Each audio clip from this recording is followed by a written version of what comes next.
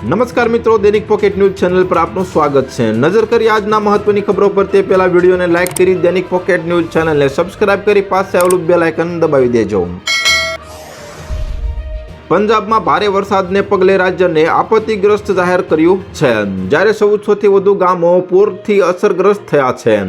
4.5 લાખથી વધુ લોકો અસરગ્રસ્ત થયા છે, જ્યારે ભારે વરસાદને કારણે પંજાબમાં અત્યાર સુધીમાં 37 લોકોના મોતના આંકડા સામે આવ્યા છે। 3.5 લાખ એકર જમીનના પાક પાણીમાં ડૂબી ગયા છે। રાજ્ય સરકારે 71 કરોડ રૂપિયાનું ફંડ પણ જાહેર કર્યું છે। પંજાબમાં હજી પણ સ્થિતિ વધુ ખરાબ થઈ શકે તેમ છે, કારણ કે આગામી 2 દિવસ ભારે વરસાદની ચેતવણી આપવામાં આવી છે। લોકપ્રિય સિટકોમ તારક મહેતા કા ઉલ્ટા ચશ્મામાં દયાબેનની ભૂમિકા ભજવીને પ્રખ્યાત થયેલી દિશા વાકાણી બાપાના આશીર્વાદ લેવા લાલબાગસા રાજાના પંડાલમાં પહોંચી હતી। આ સમય દરમિયાનનો તેમનો એક વિડીયો વાયરલ થયો છે। આમાં દિશા વાકાણી માસ્કથી પોતાનો ચહેરો છુપાવતી જોવા મળી રહી છે।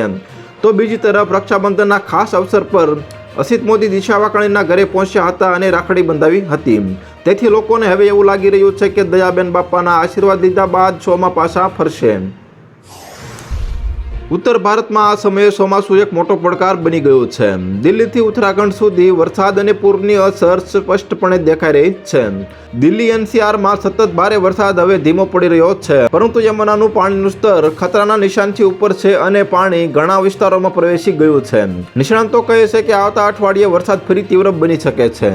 ઉત્તરાખંડમાં પરિસ્થિતિ સૌથી ખરાબ છે। નૈનીતાલ, પિથોરાગઢ અને ચંપાવત સહિત ઘણા જિલ્લાઓમાં યલો એલર્ટ છે। અત્યાર સુધીમાં 373 રસ્તા બંધ થઈ ગયા છે અને કરોડોનું નુકસાન થયું છે।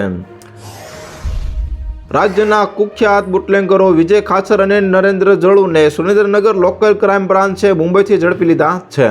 બંને બુટલેગરો દ્વારા સુરેન્દ્રનગર, મોરબી સહિતના જિલ્લાઓમાં દારૂનું કટિંગ કરવામાં આવતું હતું। ગુજરાત રાજ્યમાં 15થી વધુ ગુનાઓમાં સંડોવાયેલ બુટલેગરો અંતે પોલીસને ગિરફ્તમાં આવ્યા છે। આરોપીઓને ઝડપી પાડી 80 ફૂટ રોડ પર આવેલા રહેણાંક મકાનનું પણ ચેકિંગ કરવામાં આવ્યું છે। તો હાલ અત્યાર માટે આટલું મિત્રો, ફરી મળીએ નવી અપડેટ સાથે। તે પહેલા વિડીયોને લાઇક કરી દૈનિક પોકેટ ન્યૂઝ ચેનલને સબસ્ક્રાઇબ કરી પાસે આવેલું બેલ આઇકન પણ